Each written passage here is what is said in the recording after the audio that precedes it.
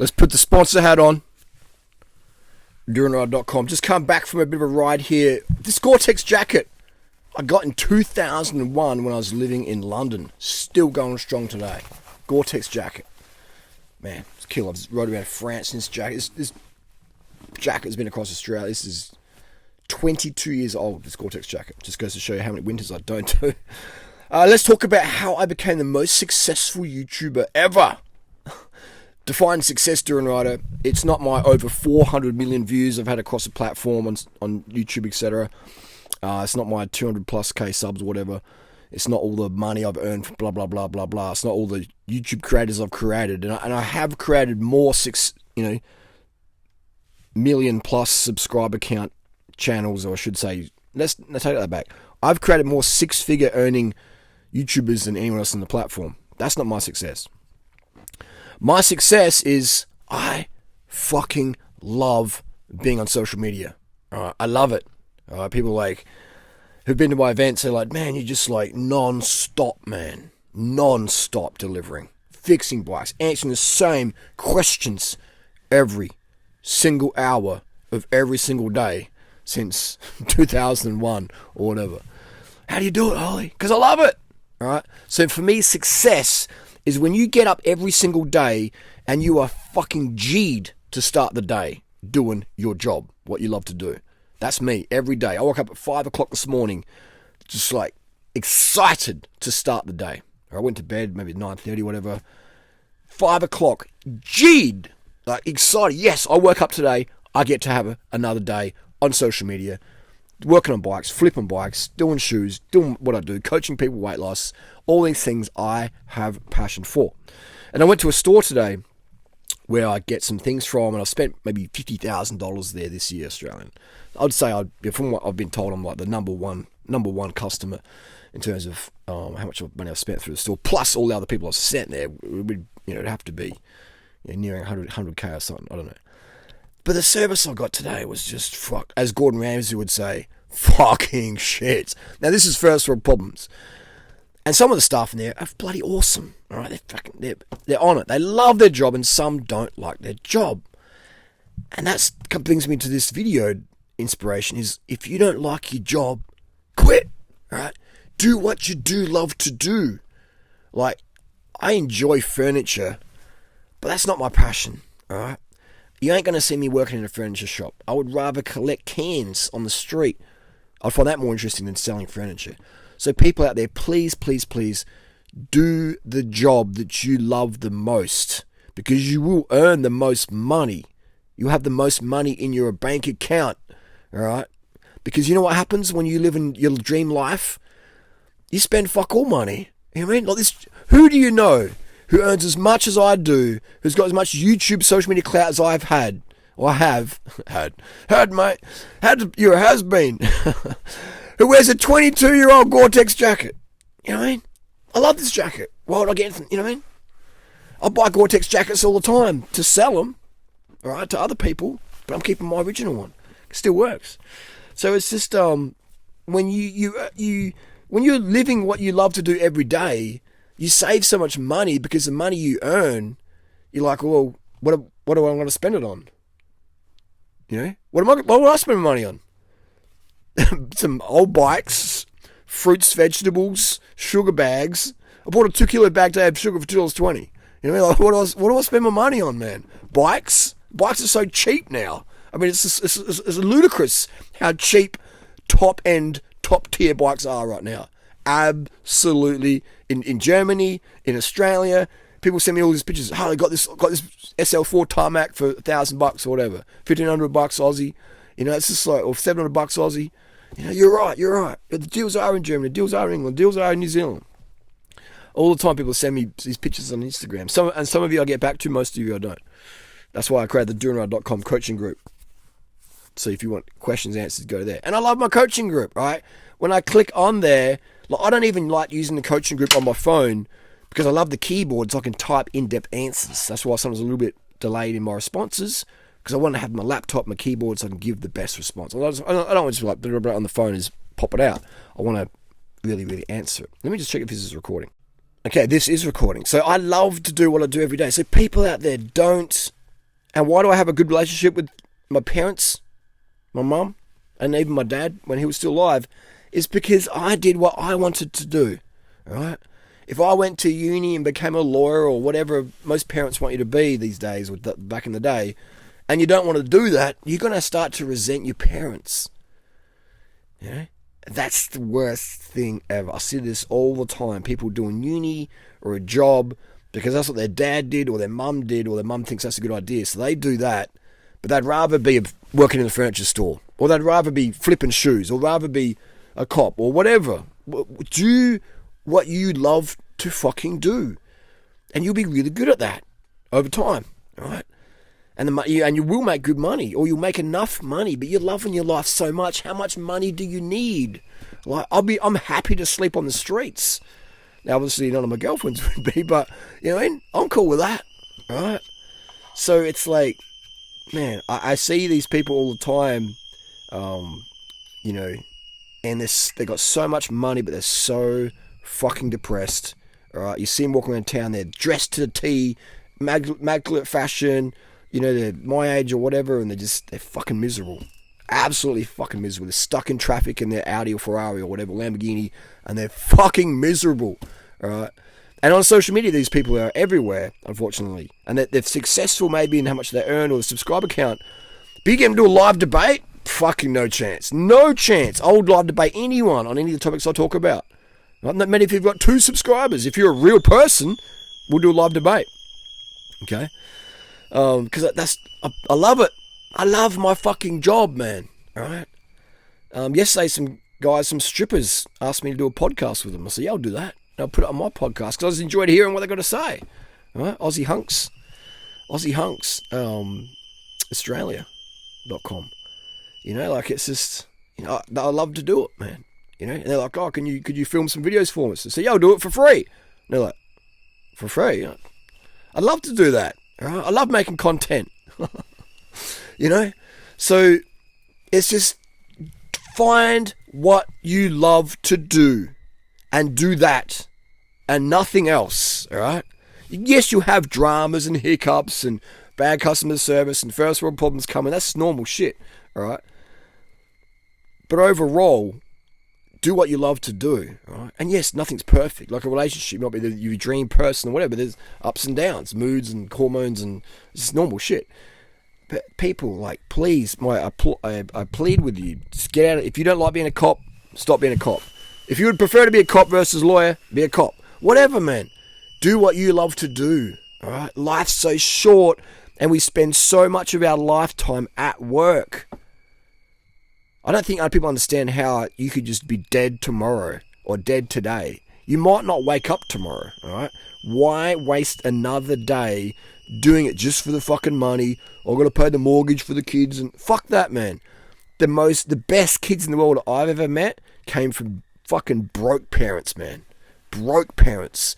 And some of the messed up kids, most drug-riddled kids came from parents who had fucking coin, all right? So do not think that if you have money, your kids are going to have a better future. That's absolute bullshit. Maybe in South Sudan, okay, not in the refugee camp, but otherwise, man, like, that's a big, big lie. And if you know, you know. Or if you've been around private school kids or kids that come from money, you're thinking, damn. Like, I remember when I was a teenager and I had some friends who went to private school, expensive private school, and I was like, damn, I thought, my mum's like, oh, I wish I could have a private school so you would be on drugs. And I'm like, oh, actually, mum, the kids who go to private school, they do some of the most drugs I've ever seen.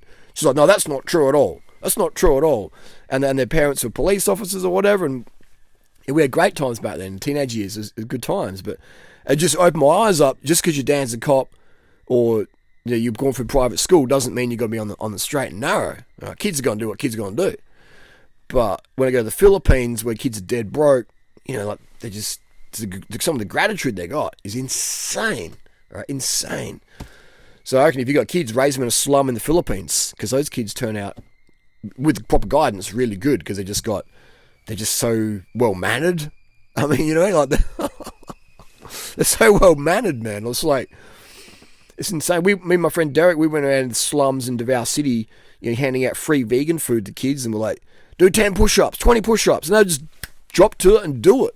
Imagine going to like some Bel Air or wherever, Brentwood or something in LA, just say, I'll give you a vegan pie if you do 10 push-ups. I'll be like, I'm calling the cops. You're a rapist. Me too. Brittany Higgins, Clem Ford. Like, the Western system, man, is pretty broken. So, end of the day, do what you love to do. Like, and when you're doing what you love to do, you don't really give a fuck that much about people's opinions, right? People see me ride my bike around. They're like, you're 46 almost. Like, get a license, mate. I'm just like, yeah, whatevs, bro. Whatevs, I think here, dovetail to that. I think that, let me just pause this for a second. See if it's recording. Okay, we're on a winner. All these things are recording. The reason most people don't do what they want to do in life, all right? Work in the furniture shop, work at Nike, become a flipper of designing headlights, whatever.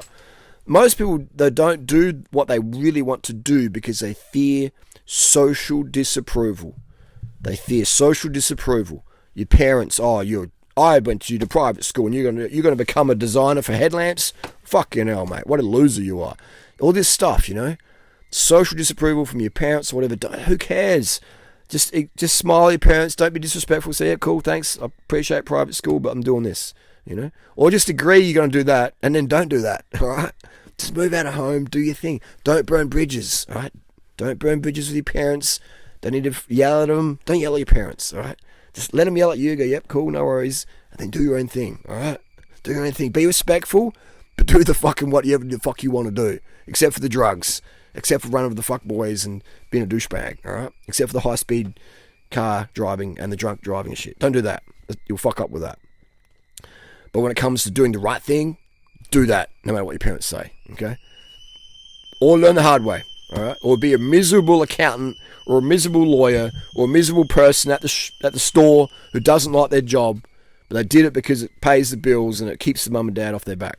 Fuck that, all right? Social disapproval is the main reason people don't do that. Scared of what the friends from school, scared of what the ex is going to say, scared of what the blah, blah, blah, the current partner's going to say. Fuck it, all right? Do what you want to do. Do you know why I never ever have a shortage of women in my life? Because I've got passion, baby. All right? I've got passion. I do what I want to do every single fucking day. Women dig that. All right? I wake up and I decide what I do that day. All right? No one decides. No one's ringing me out. Harley, you're late for work. If anyone's ringing me out, that's me. Oi, bro, you're late for work, mate. Get out of bed. All right? So, just do what you love to do, man. All right? Be your own boss in life. And then we all work for someone. I work for my audience. I work for my customers. We all work for someone. You know what I'm saying, though, right? Be your own boss. Walk your own path in life. The second one people don't do the lifestyle they really want to do is situational inconvenience. They're like, well, I live in Norway and I want to work on a tropical beach. Then go to fucking Thailand, all right? Well, I'd have to take a pay cut then. Duh. All right, what are you living for? Money? You can't take it with you, all right? You can't take your money with you. Look at all the fucking celebrities out there. Robin Williams, all the big names, man, who necked themselves, who absolutely failed in life. Sorry, man, if you've got all that shit going on and you end your life like that, in my opinion, you totally fucking failed. All right, you just totally failed. All right, and again, I'm going to lose people with that, but I'm here to share my opinion. Okay, take it or leave it. Like there's so many things to be grateful for in life, and if people just have all that affluence or whatever, and then they're just like done. It's like, okay, cool story, bro. But situational inconvenience. People just say, well, I've got kids and I've got this, and it's like, yeah, great. I agree. It's tougher, way tougher. All right? But you've designed your life. You chose to have children. Okay, it's fucking tough. But watch the video again.